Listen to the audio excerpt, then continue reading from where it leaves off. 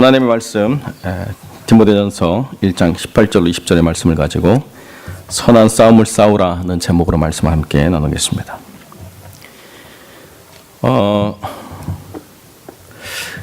디모데라고 하는 사람에게 바울은 영적 아비이자 또 따라가야 될 모범이자 목회자로서 어떻게 행동할 것인가에 대한 중요한 지침을 주는 교사였습니다. 지금 디모데가 사역해야 될 곳은 어떤 곳이냐라고 이야기하면 양심을 버린 자들, 믿음에 관해서는 파선한 이들이 영향력을 미쳤던 그런 교회죠.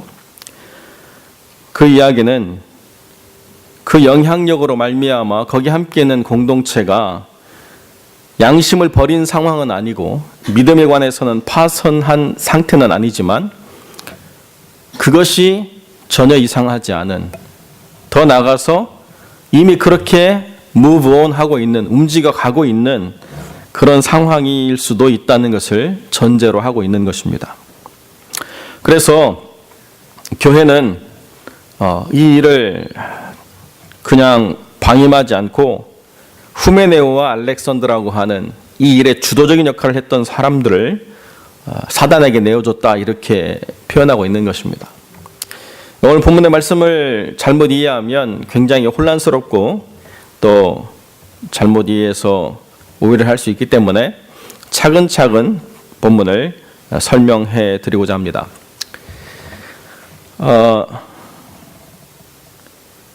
디모데가 지금 이 목회 사역을 감당하는 가장 중요한 기준이 된 것은 바울이라고 하는 사람을 만났기 때문에 바울을 통해서 그 하나님의 부르심에 대한 깨달음들을 갖게 됐지만, 그러나 자기가 원해서라든가 상황에 몰려서라든가 어떤 주변 환경이 아니라 자기가 이 일을 감당하게 된 주된 그리고 유일한 한 가지가 뭐냐면 너를 지도한 예언, 너를 지도한 말씀, 이것이 지금 디모데가 그 자리를 감당해야 되는 유일한 근거라는 거예요.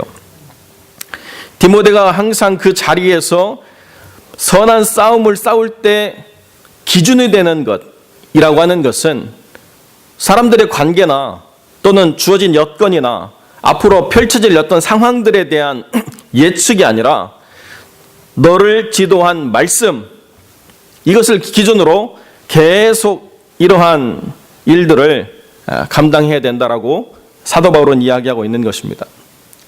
기준이 무엇이냐에 따라서 태도가 바뀌고 또 자기 영성이 바뀌는 것을 우리는 잘 알고 있습니다.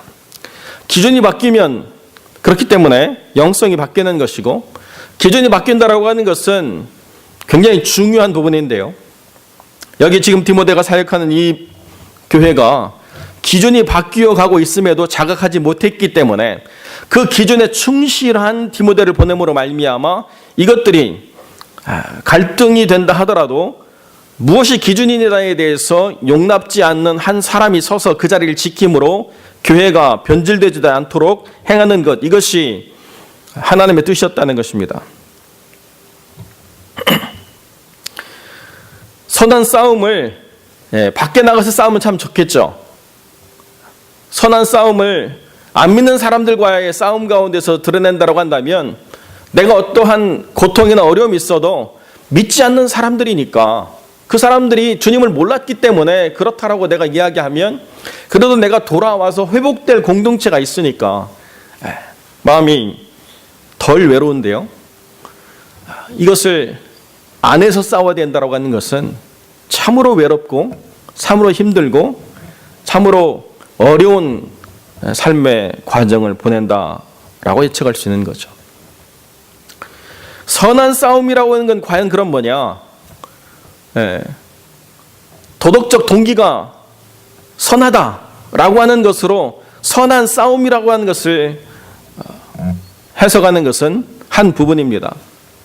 출발하는 동기도 선해야 되고 그것이 맺는 열매도 선해야 되고 그리고 그 과정을 만들어가는 것도 선해야 된다는 거죠. 그런데 문제는 뭐냐면 선한 것이 어떠한 표현으로 드러나느냐라고 이야기할 때 전투라는 거예요. 전투. 그러니까 선한 마음을 가지고 선한 태도를 보이고 선한 관계를 맺어가면서 그렇게 내가 이루어갈 때 아무런 스트레스나 어려움이 없이 그저 하나님께 나아가면 내 마음에 아무런 요동 없는 평안이 그냥 그대로 지켜 보존되는 상황이 아니라 내 안에서 치열한 갈등이 일어남과 동시에 사람들과의 관계 속에서도 수많은 어려움과 오해와 편견과 억압들을 다 감당해 나가는 그런 상황이 내가 볼 때는 이걸 꼭 해야 되나라고 싶을 정도로의 어려운 상황이 싸움인 거죠, 사실은. 싸움이냐 아니냐를 구분 못하는 분이 계십니까?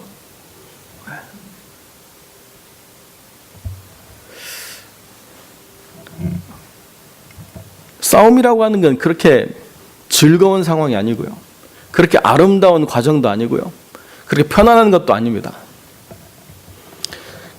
왜 바울이 이것을 선한 싸움이라고 표현했느냐라고 하는 것이 바울에게 있어서는 자기 삶에 경험되어진 것이기 때문에 이야기한다는 거죠. 이방인의 위험이 있었습니다. 네, 얼마든지 이방인의 위험이 있을 수 있죠. 그러나 동족의 위험까지도 감당해야 됐다라고 하는 것은 바울로 하여금 어디에 하나의 마음 붙일 구석이 없는 삶의 자리를 만들었다는 거죠.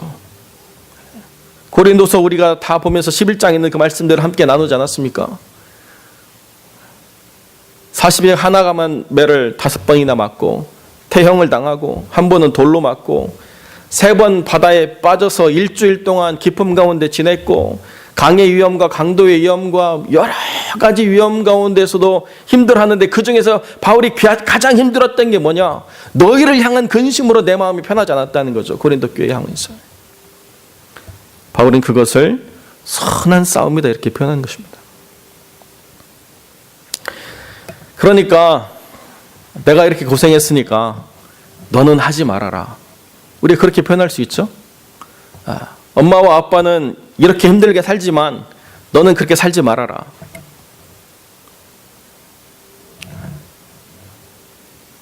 그런데 영적인 아들 디모데에게 바울이 뭐라고 하느냐? 그 싸움을 싸우라는 거예요. 그런데 그 싸움을 싸우다 보면 지켜야 될 것이 있는데 네 믿음, 네 선한 양심 이것은 상실하지 말아라. 이것이 선한 싸움을 싸우는 영적 자세에 있어서 가장 중요한 자기점검이라는 거죠. 처음에는 옳은 것을 위해서 싸웠는데요. 나중에 옳은 것을 위해서 싸우다 보니까 뭐가 사라졌느냐? 믿음이 다 날아가 버렸어요. 싸움의 기술만 능하게 되고 믿음이라고 하는 것은 도대체 찾아볼 수가 없는, 심지어는 그 양심의 판단이 이 어떤 도덕적인 기능을 다 상실해버린, 얼마든지 명분이 성립이 되면 그 명분을 합리화할 수 있는 다양한 것들을 만들어내도 명분 때문에 스스로를 정당화할 수 있는, 그리고 양심의 찔림이 전혀 없는 그런 일들을 벌일 수도 있게 된다라고 하는 것이 바울이 그냥 상상으로 추론해서가 아니라 바울 스스로도 이것을 지켜내기 위한 열심을 다하는 삶에 왔기 때문에 이런 이야기를 해줄 수가 있다는 것이죠.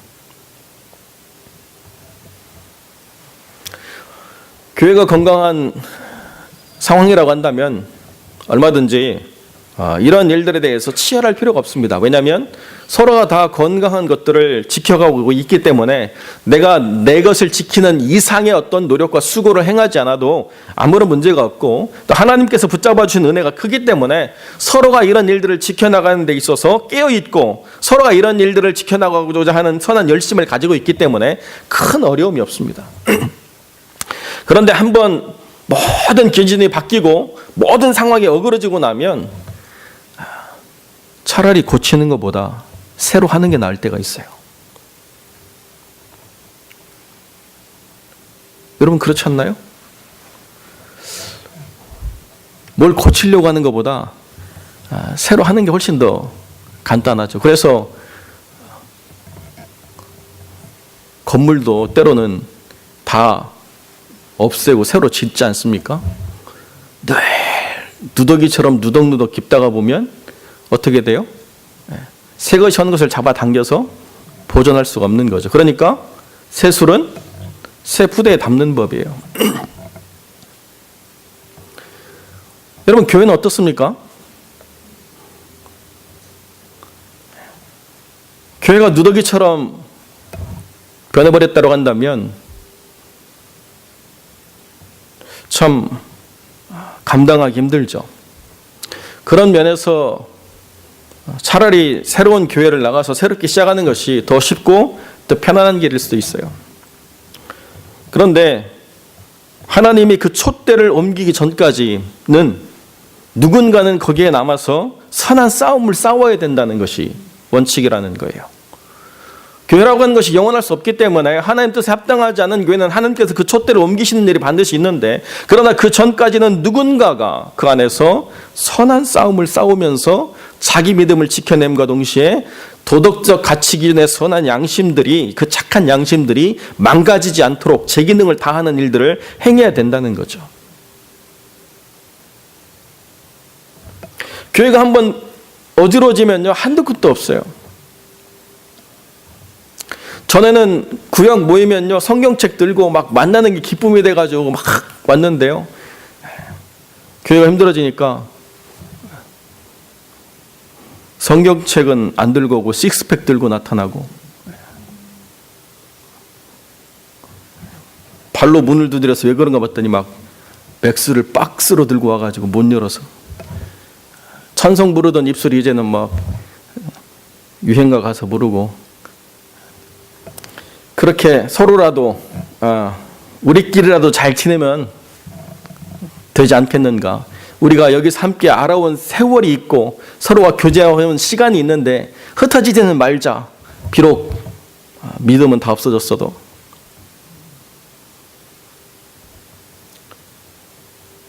이게 남의 얘기가 아니에요. 제가 옆에서 보고 들은 이야기죠. 싸우다가 믿음도 없어져 버렸고 선한 양심도 없어져 버렸어요.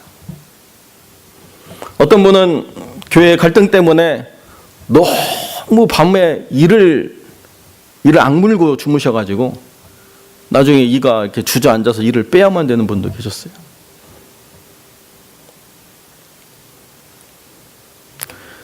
그 내면의 상함, 그 내면의 그 일어난 거친 그 마음들, 이루 말할 수가 없죠. 그러니까 전에는 그 상황을 봐도 오해를 전혀 할 필요가 없는 부분이었는데, 이제는 보면 좋은 것이 연상되는 것이 아니고 안 좋은 것이 연상되기 때문에 아무런 문제가 없는 것들이 문제가 되기 시작하는 일들을 보는 거죠.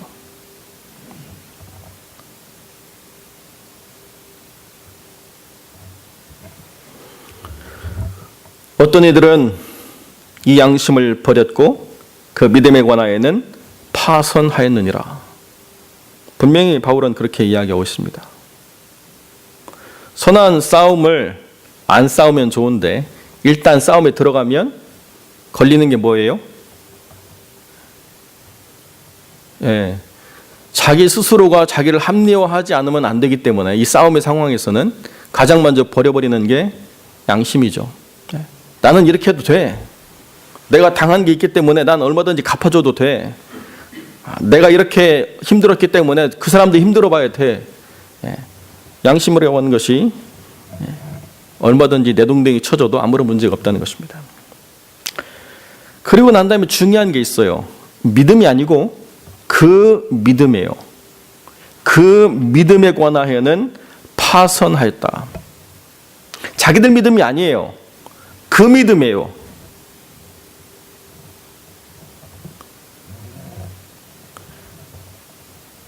내가 하나님을 개인적으로 알아서 내가 하나님 안에서 하나님을 믿게 된 그 나만의 믿음이 아니라 the faith, 교회 공동체가 하나님 안에서 믿기로 작정한 유일한 한 가지 신앙 고백, the faith, 그 믿음이라고 하는 것을 바라볼 때 파선했다는 거예요.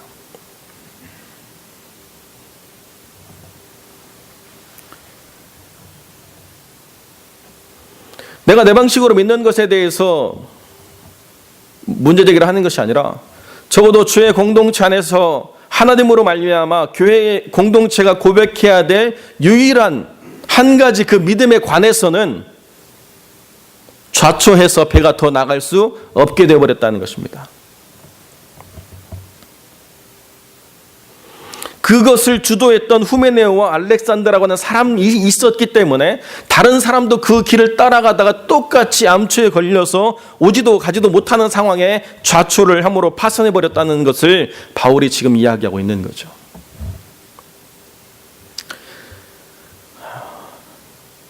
길을 잃어버렸다 그러면 좀 수고하더라도 돌아올 수 있어요. 그런데 항로를 이탈해서 좌초해버린 배는 다시 돌아올 수가 없습니다.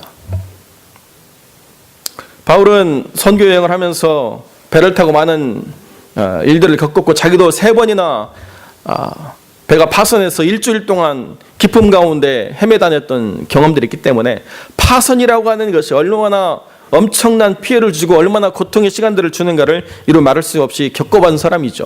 그렇기 때문에 바울은 파손이란 단어를 써서 그 상황의 비참함을 설명해 주고 있는 거죠. 그 믿음에 관해서 파손해버리면 그러면 교회 공동체가 그 사람을 품을 수 있느냐? 아니라는 거예요. 나는 하나님을 안다고 아무리 말해도 교회 공동체 안에서 하나로 신앙을 고백하는 그 일에 파손해버리면 그 사람은 교회 공동체가 품을 수가 없다는 거예요.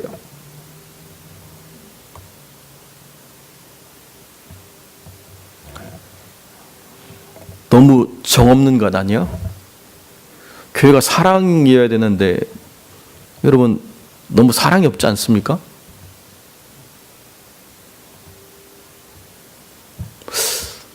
이러면 정말 사랑이라고 하는 것은 과연 어디서 찾아야 될까요?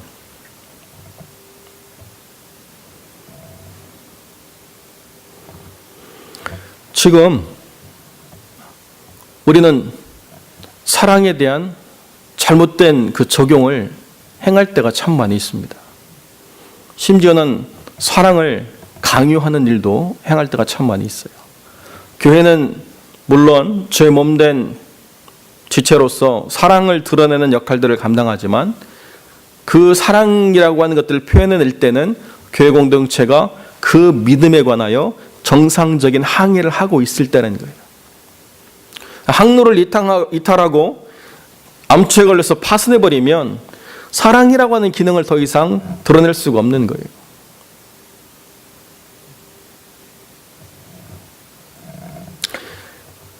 거기 또 따라가서 그 사람들을 끌어낸다고 하다가 똑같이 배가 오도 가도 못하는 상황이 되어버리면 누군가를 사랑으로 인도해낼 여력이 없는 사람이 당위성만을 가지고 뛰어들었다가 자기도 파손해버린 일들을 보게 되는 거죠.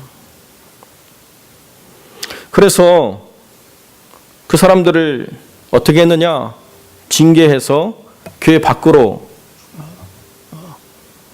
내보냈다는 것입니다. 후메네오가 알렉산더가 어떤 믿음의 사람인가는 우리가 알 수 없지만 그러나 적어도 그때 당시에 그 교회의 하나된 공동체가 함께 고백했던 그 믿음과는 다른 것들을 자기들이 만들어내고 믿었기 때문에 어쩔 수 없이 교회 공동체는 그 사람들로 인하여 함께 파손하지 않기 위한 어쩔 수 없는 고육지책으로 그들을 징계해서 교회 밖으로 내보냈다는 거죠. 회방치 말아야 되기 때문에 그렇다는 것입니다. 정말 중요한 기능을 우리가 행할 수 있을 때는 생명이라고 하는 것이 있을 때 가능하다는 거예요. 내가 살아있어야 사랑할 수 있는 것입니다. 내가 살아있어야 누군가에게 선한 양심을 드러낼 수 있는 거죠. 내가 살아있을 때 착한 일들을 행할 수 있는 것입니다. 내 영혼에 멸망이 임하고 난 다음에는 사랑이라고 하는 건 아무런 의미가 없는 거예요. 기능을 할 수 없는 것입니다. 의미도 없고 역할도 없고 능력도 없는 것이 되어버리는 것이죠. 제가 책을 하나 샀습니다. 이게 예일대에서 17년 연속 명강의로 유명한 셀리 케이건이라는 사람이 강의한 내용을 책으로 만들어가지고 쓴 건데요. 책 제목이 그거예요. 죽음이란 무엇인가. 얼마나 책값이 아깝던지. 이 사람이 한 얘기가 결국 그 영혼이 있는가? 영혼이 없다라고 말할 수 없지만 이 사람의 논조는 영혼이라는 것은 상호 관계론적 이원론 안에서만 있다. 말이 굉장히 어렵죠? 그 얘기는 뭐냐면 육체가 존재할 때만 영혼이 존재할 수 있다는 거예요. 육체와 영혼이라고 하는 이원으로 나눌 때 영혼과 육체가 서로 관계를 맺는 상황에서만 영혼이라는 것이 있다. 이 사람은 신앙이 없기 때문에 정신과 육체를 이야기하는 거지 영혼과 육체를 이야기하는 게 아니거든요. 그래서 이 사람이 이야기하는 게 뭐냐? 육체가 점점 없어져 가면 뭐예요? 영혼도 점점 사라져 간다. 영혼이 없이는 육체가 존재할 수 없듯이 육체가 없이는 영혼이 존재할 수 없다. 그러면서 예를 드는 게 뭐냐? 웃음이라고 하는 단어를 떠올릴 때 육체를 생각하지 않을 수 있느냐?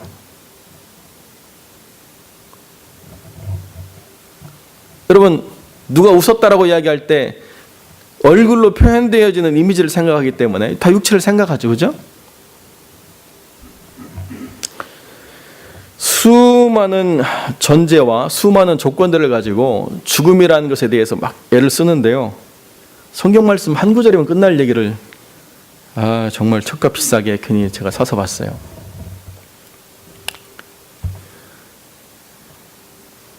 세상에서 제일 똑똑한 사람들이 간다는 대학에 17년 동안 인기 있는 이 과목에 수많은 사람들이 매달려서 죽음이 뭔가를 생각해 보려고 애를 쓰는데요.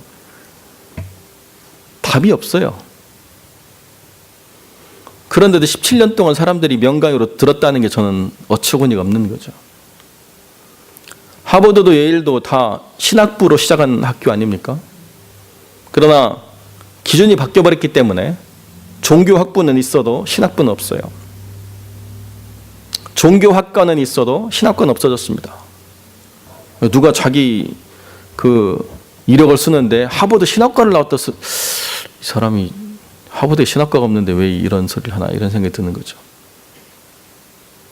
하버드에는 예일에는 다 마찬가지로 하나님으로 시작했지만 하나님의 상실한 시대를 살아가고 있는 거죠.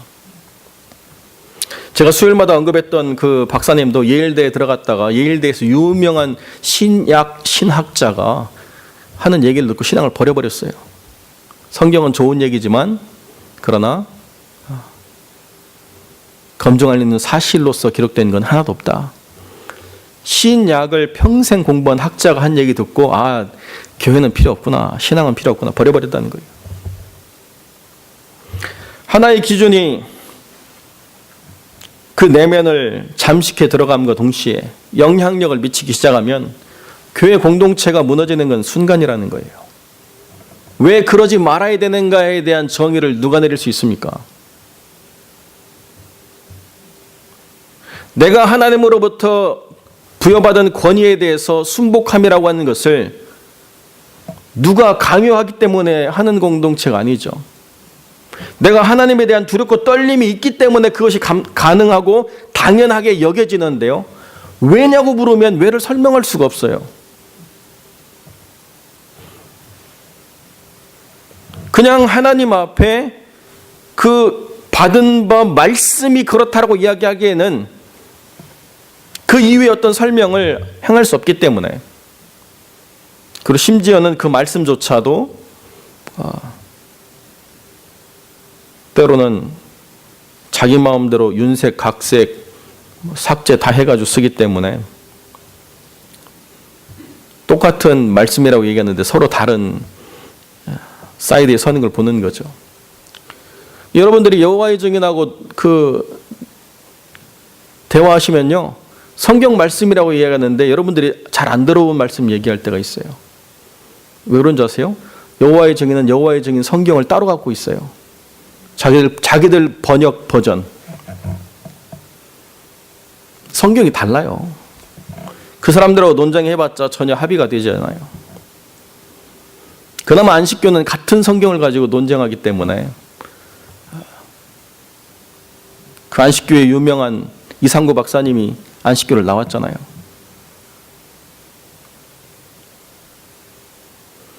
2016년도에 책 2권 쓰고 안식교가 발칵 뒤집혀졌어요. 왜냐하면 이상구 박사가 아무리 성경을 봐도 그 안식교의 조사심판교리라고 하는 건 틀렸다는 거예요. 그리고 미시스 와이트라고 하는 그 중요한 여자도 나중에 죽기 전에 자기 교리가 틀렸다라고 고백했다가 뭐 이런 책 2권 썼다가 거의 파문당하듯이 나왔어요. 한 말씀을 가지고 끊임없이 고민하다 보니까 결국 뭐예요? 돌아올 수 있는 찬스가 생기는 거예요. 그러나 서로가 다른 말씀에 서 있다라고 한다면 그것도 없는 거죠. 그렇게 체계화된 생각에 빠져도 말씀이 바뀌지 않으니까 돌아올 수 있는 가능성이 있는데요. 그렇지 않으면 얼마나 혼돈스러운지 이루 말할 수 없다는 거죠. 하나님의 교회는 선한 싸움을 싸우되 믿음과 착한 양심을 가진 사람들이 깨어 경성함을 통해서 지켜줄 수 있는 영적 전쟁터예요. 워필드라고 얘기해요. 제가 말씀드렸죠. 여러분, 야생의 자리에서 물가만큼 생명이 위협받는 자리가 어디 있어요? 여러분, 무슨 뭐 다큐멘터리나 동물에 관련된 프로그램 보시면 가장 많이 잡혀서 죽는 때가 어디예요? 물가죠. 강 걸러내다 죽고 물 마시려다 죽고. 어떻게 물가가 쉴만한 곳이 될 수 있습니까?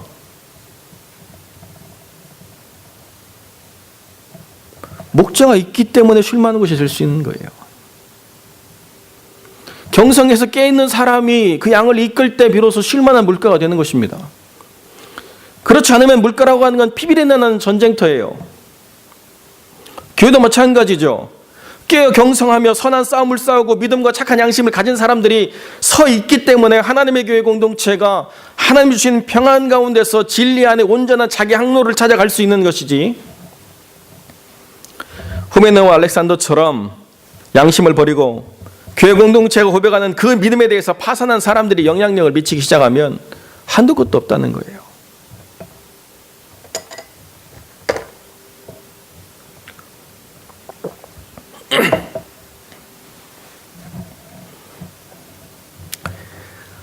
내가 정한 기준, 내가 정한 가치, 내 생각이라고 하는 것들이 교회가 함께 고백하는 그 믿음 안에서 다스림받지 않으면 항로를 내가 이탈하면서도 내가 옳다라고 주장하는 일들을 벌이게 되는 것이죠. 자기 믿음이 있습니다. 자기 생각도 있고요. 자기 만난 하나님과에 대한 경험도 있습니다. 자기가 살아온 인생 여정 가운데 자기가 기도 가운데 체험한 자기 체험도 있어요. 그러나 중요한 것은 그 교회가 무엇을 믿음으로 고백하느냐에 내가 동의하지 않으면 내가 그 영적 여정에 함께할 수 없는 것입니다.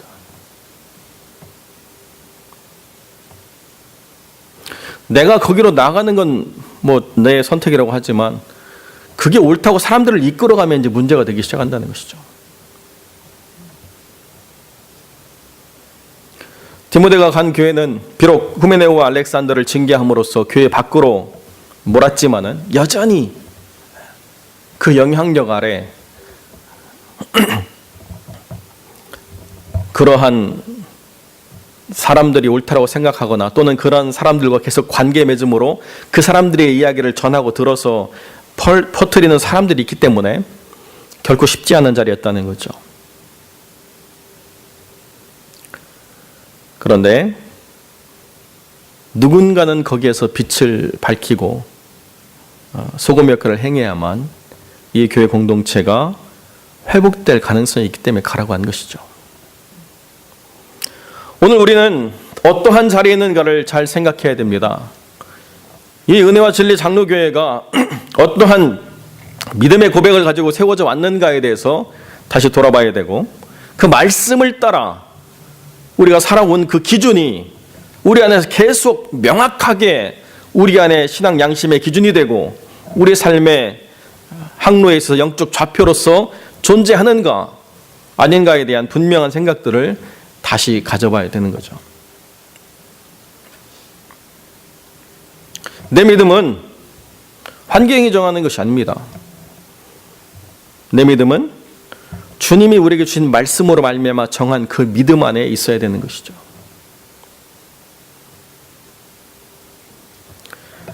제가 처음 여기 와서 우리가 비록 베이커스필드에 있지만 모든 교회 믿는 자들의 스탠다드가 되기 위한 열심을 가져야 된다라고 말씀을 드렸습니다.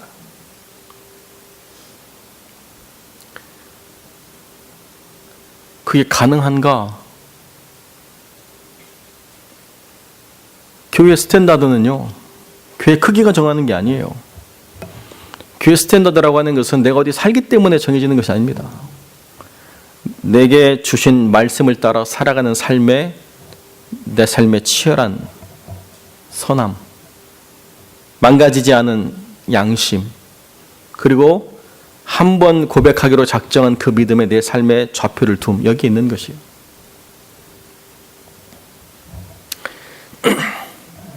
제가 목사님 이렇게 잠깐 전화를 했습니다. 그랬더니 뭐 이런저런 얘기 하시다가 그 주변에 큰 교회를 담임하시는 목사님들 이렇게 교제할 때가 있는데요. 그 목사님이 본인한테 와서 얼마나 힘든지 모르겠다고 그렇게 하소연을 하시더래요. 그래서 딱 한마디 했대요. 그럼 저랑 바꾸시죠. 이렇게 한마디 했더니 아무도 바꾸자는 얘기를 하는 사람이 없다는 거예요.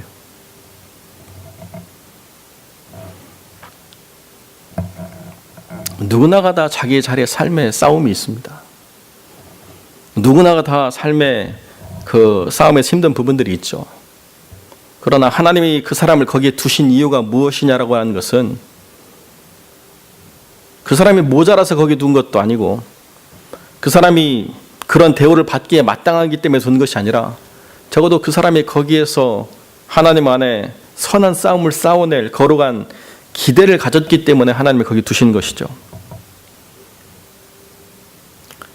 하나님이 거기에 두신 의미와 목적을 발견하면 어디에 있든지 우리는 하나님 안에서 소중한 가치를 버리는 일이에요.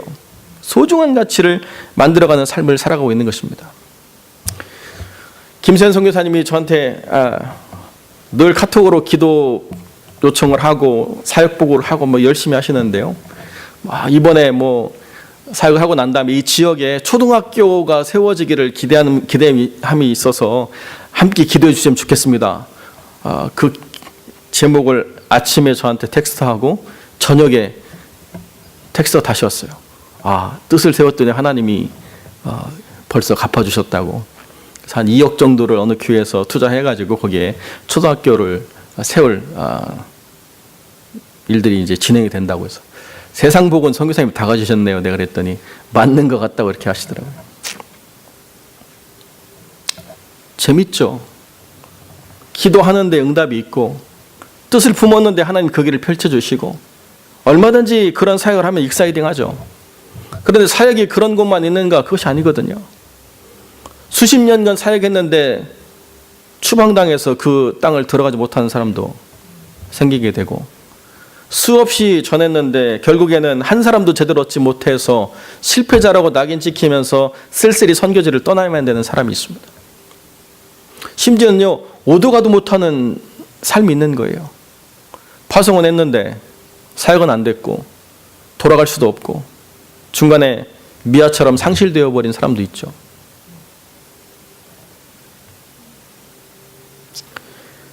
우리의 눈으로는 다 따져볼 수가 없습니다. 그러나 하나님이 뭐라고 말씀하시느냐? 너를 지도한 예언을 따라 그것으로 선한 싸움을 싸우고 믿음과 착한 양심을 가졌다라고 한다면 결코 하나님 안에서 실패한 인생이 없다는 거예요. 디모데가 얼마나 크게 목회했느냐? 아무런 의미가 없습니다. 디모데가 얼마나 대단한 역량을 드러내서 대단한 일들을 만들었느냐? 아무런 의미가 없습니다. 여러분, 왜 한국교회가 비판을 받습니까? 착한 양심을 버려버린 자들이 교회 어른이라고 됐기 때문에 비판을 받는 거예요. 착한 양심만 버렸으면 다행이지만 믿음에 관해서 파손해버렸기 때문에 문제인 거죠. 크다라고 하는 가치가 순전하다라고 하는 가치를 지켜내지 못하면 파손하는 것입니다. 우리의 삶이 어디 있는지 우리 스스로가 우리를 경책함으로 우리를 지도한 말씀을 따라 그것으로 선한 싸움을 싸워내시는 하나님의 사람들이 되시길 바랍니다. 뿐만 아니라 믿음과 착한 양심을 잃어버리지 아니하는 하나님의 사람으로 세워가시길 바랍니다. 그렇다고 한다면 여러분의 삶이 하나님 안에서는 결코 무의미한 인생이 아니고 하나님 안에서 결코 무가치한 삶을 살아가지 않은 하나님의 동역자요 하나님의 신실한 사람이라는 것을 하나님이 심판의 날에 모든 사람 앞에서 증명해 주실 줄로 믿습니다. 기도하겠습니다. 참 좋으신 아버지 하나님, 우리가 무엇을 따라 여기까지 왔는가를 돌이켜볼 때에 사람의 영광을 취하며 사람의 생각에 취하며 사람의 종됨으로 온 것이 아니라 우리를 지도한 말씀을 따라 선한 싸움을 싸워왔고 믿음과 착한 양심을 가지기 위하여 애쓰고 수고한 결과로 왔다고 한다면 우리가 어디에 서 있든지 어떤 모습으로 있든지 결코 부끄러워하지 않을 하나님의 사람들일 줄로 믿습니다. 주님 앞에서 우리가 무엇을 가지고 우리를 평가하며 우리의 믿음을 살필 것인가 라고 이야기할 때에 여기 많은 노력과 애씀과 수고와 헌신이 있었지만은 그러나 그런 것들을 다 내려놓고 하나님 안에서 말씀을 따라왔는가 믿음과 착한 양심을 지켜내려고 수고했는가를 살피시는 그 기준 앞에서 겸비하게 자기를 돌아볼 수 있도록 은혜를 베풀어 주시옵소서.